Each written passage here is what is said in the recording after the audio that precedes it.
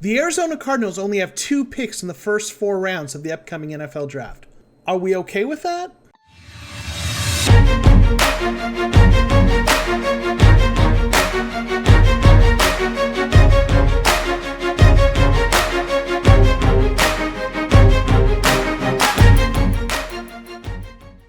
The Cardinals gave up the 3rd round pick and the 4th round pick in this year's draft as part of the trades that brought us DeAndre Hopkins and Rodney Hudson. Now, while Cardinals fans are happy with both of these trades, it would be nice to recoup some of that lost draft capital. With this in mind, I thought it would be interesting to see what it would look like if the Cardinals traded back in the upcoming NFL draft. Now, I would like to make a disclaimer. I follow Cardinal Twitter, I read the comments from my viewers. I realize that a lot of Cardinals fans want to move up to draft Kyle Pitts. And I get it. It's exciting to think about the Kyler Murray to Kyle Pitts connection for the next 8 to 10 years. And I also understand that a lot of Cardinals fans have lost faith in Steve Keim's ability to make good decisions on draft day.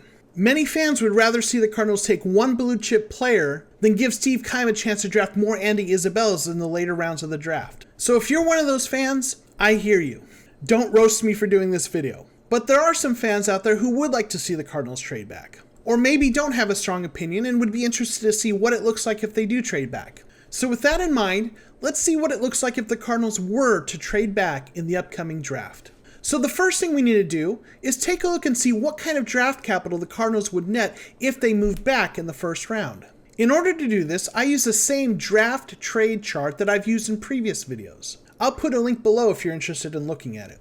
And I put together some trades that, according to this chart, would be balanced for the Cardinals and the team they're trading with. In scenarios where the Cardinals moved back between 2 and 7 picks in the draft, they generally ended up getting a 3rd round pick and maybe another pick in the 5th round, or had to perhaps give up a future 4th round pick depending on where they were moving. Once you start looking at moving back 10 spots in the draft, you started to see trades where the Cardinals would actually get a 2nd round pick and maybe have to give up something like a future 4th round pick in the trade. To illustrate this, I put together 5 scenarios that were balanced according to the trade chart. This doesn't mean that these teams are looking to trade or even that they would accept such a trade proposal. But these trades are all balanced and make sense according to typical trades that happen in the NFL draft.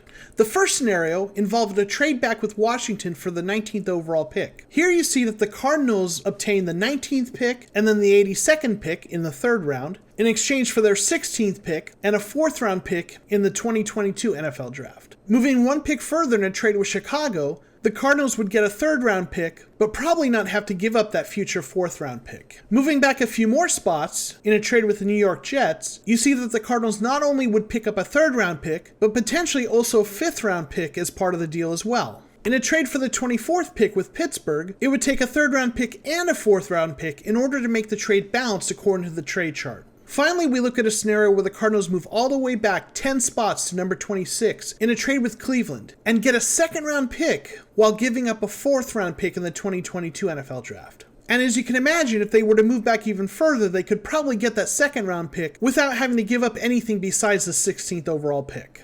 But what do these trades actually mean for the Cardinals? Until we look at the players they actually select with these picks, these are just numbers.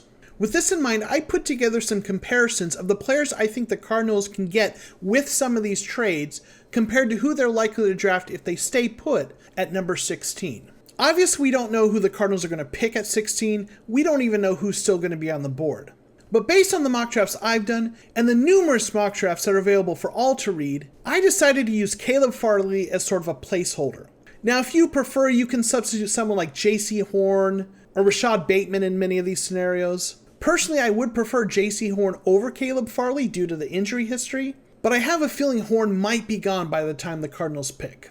So in the first comparison, we're going to look at the player the Cardinals would get picking at number 16 compared to the 2 players they would get moving back a few spots and picking up a 3rd round pick. Here we see the Cardinals could get one of the top cornerbacks like Caleb Farley or J.C. Horn if he's still there, or they could get Rashad Bateman, an outstanding wide receiver, and cornerback Kelvin Joseph out of Kentucky. Now, Kelvin Joseph is not Caleb Farley or J.C. Horn. He's clearly a step down, but he does project as a player who could be a starter in this league. Next, we're going to look at one of those scenarios where the Cardinals trade back a few picks further, get that 3rd round pick, and a 4th or 5th round pick as well. In this scenario, Rashad Bateman is probably off the board, so the Cardinals are looking at another receiver like, say, Elijah Moore out of Mississippi. Once again, we take Kelvin Joseph with that 3rd round pick, but with that 4th or 5th round pick, we also get running back Trey Sermon out of Ohio. Here we've got a potential starting receiver, a potential starting cornerback, and a solid running back to add to that room with James Conner and Chase Edmonds.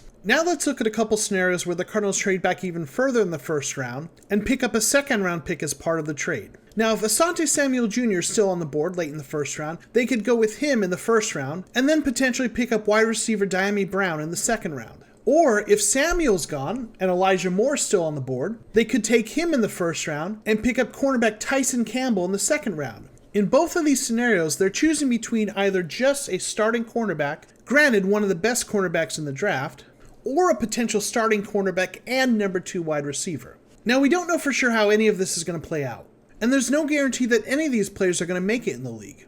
But I still think it's interesting to look at some of these scenarios. So what do you think? Should the Cardinals stay put? Should they trade back? Should they trade up? Tell me in the comments below. And while you're at it, please be sure to hit like and subscribe to my channel. Thanks for watching, and we'll see you next time on the Cardinal Rule.